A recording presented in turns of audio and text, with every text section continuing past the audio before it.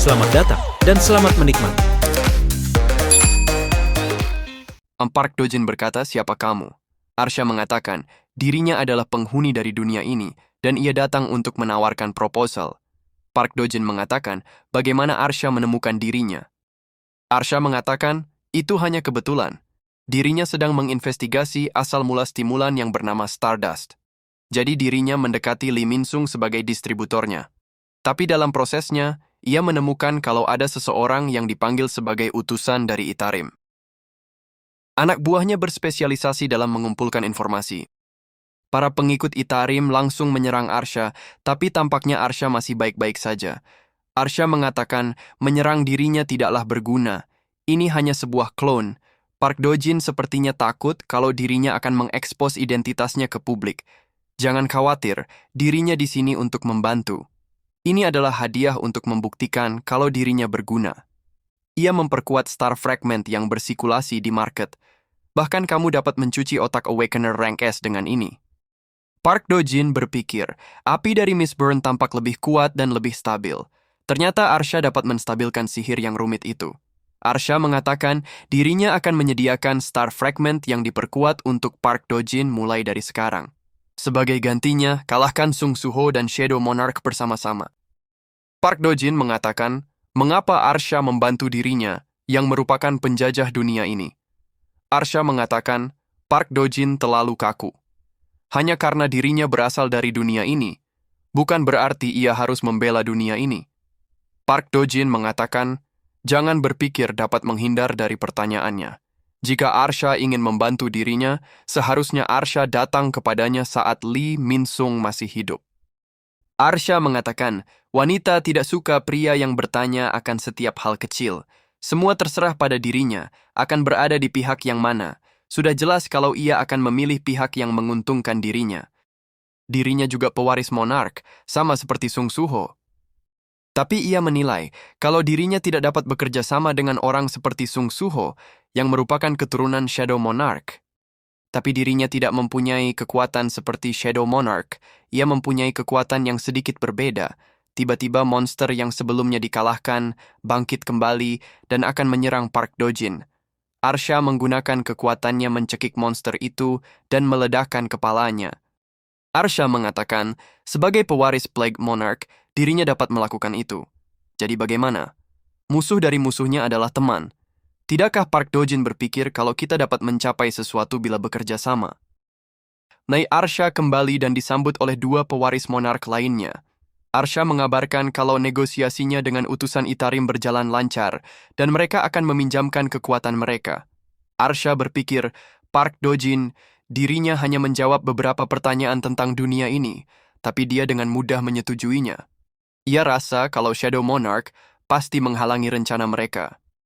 Tapi itu semua bukan masalah baginya. Selalu ada alasan di balik arahan dari sistem. Sudah tidak lama lagi, kita akan menjadi pewaris monark. Anggota Guild Fame sedang menawarkan kontrak kerjasama untuk penyerangan dungeon tingkat A. Tapi Lee Eun-sok menolak dengan tegas, kalau dia tidak akan ikut penyerangan dungeon di atas tingkat A. Tapi anggota Guild Fame merasa kalau bakat Lee Eun-sok akan sia-sia dan mengajaknya bergabung dengan Guild Fame. Lee Eun-sok menegaskan kalau tidak ada kondisi atau bujukan yang dapat membuatnya mengambil resiko itu. Lee Eun-sok mengatakan, dirinya mendapatkan mimpi buruk setiap malam kalau para monster memakan habis tubuhnya. Para monster berkumpul di sekitarnya, mereka mengunyah tangannya, kaki, dan pinggangnya tanpa ampun. Apa artinya menjadi rank S? Di depan monster itu, dirinya gemetaran seperti anak kecil.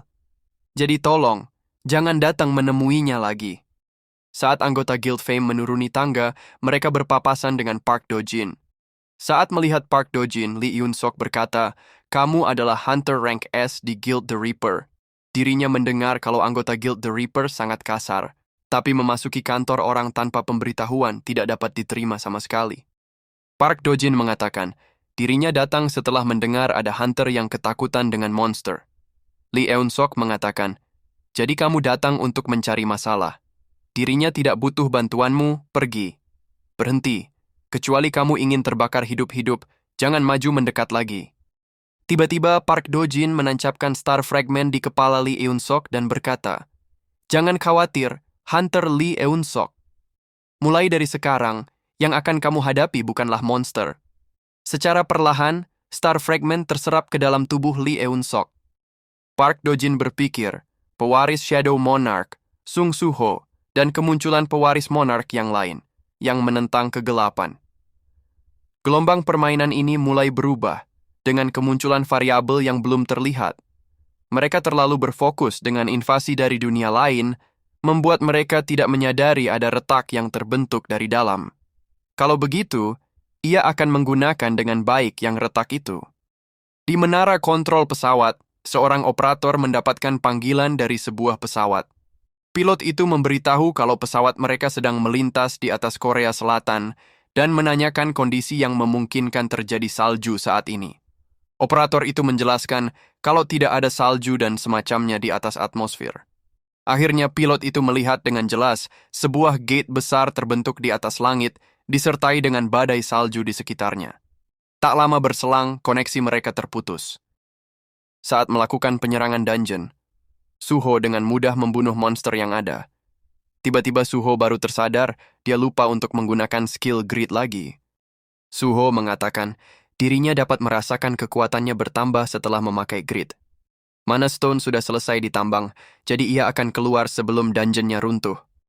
Pasukan bayangannya hanya bertahan sehari saja, jadi ia akan mengubah mereka menjadi shadow equipment.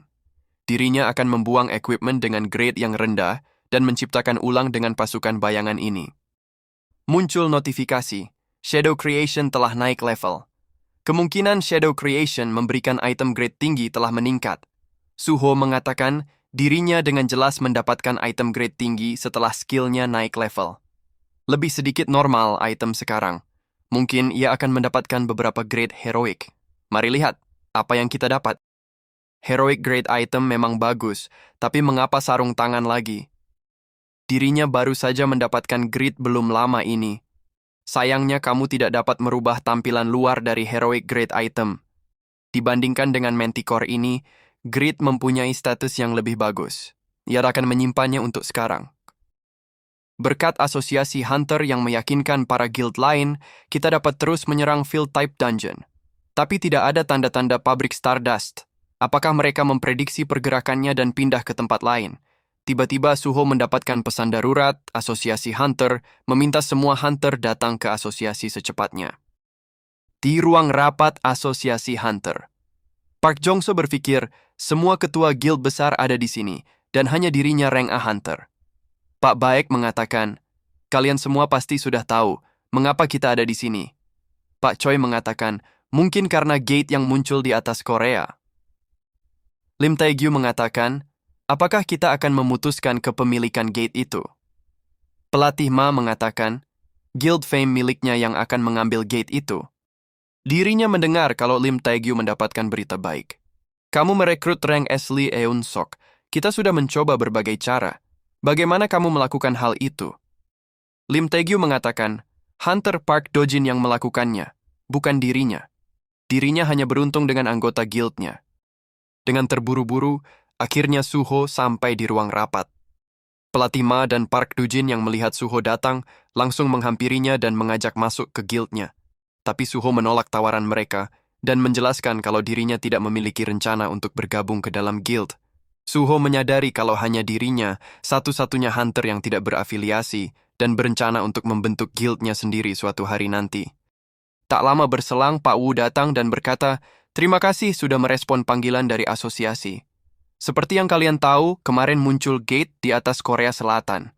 Seorang penumpang yang melihatnya duluan, tapi pesawat itu jatuh terkena gelombang magic. Kita sudah mengirim hunter untuk mengukur gate itu, tampaknya jauh melebihi tingkat A. Jadi, kita mengklasifikasikan gate itu sebagai rank S. Pak Choi mengatakan, ini adalah skenario terburuk yang kita takutkan. Suho berpikir, bukankah ini rank S pertama sejak bencana terjadi? Bahkan hunter dengan ingatan masa lalu sangat ketakutan.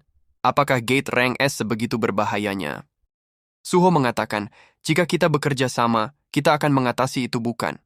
Lalu Beru muncul tiba-tiba dan berkata, itu akan sangat sulit. Bahkan dengan kita semua di sini, Kita bukan apa-apa sama seperti makanan semut. Pelatih Ma yang melihat Beru, tubuhnya tiba-tiba bergetar hebat. Sambil menjitak Beru, Suho berkata, "Beru, kamu tidak tahu apapun, jangan menakuti semua orang." Beru mengatakan, dirinya tidak dapat menolong, tapi ia tahu lebih baik dari siapapun. Boss Gate rank S di dunia sebelumnya adalah aku, Beru. Jangan lupa untuk subscribe, komen, like, dan share-nya ya teman-teman, supaya tidak ketinggalan konten menarik Mimin selanjutnya. Thank you.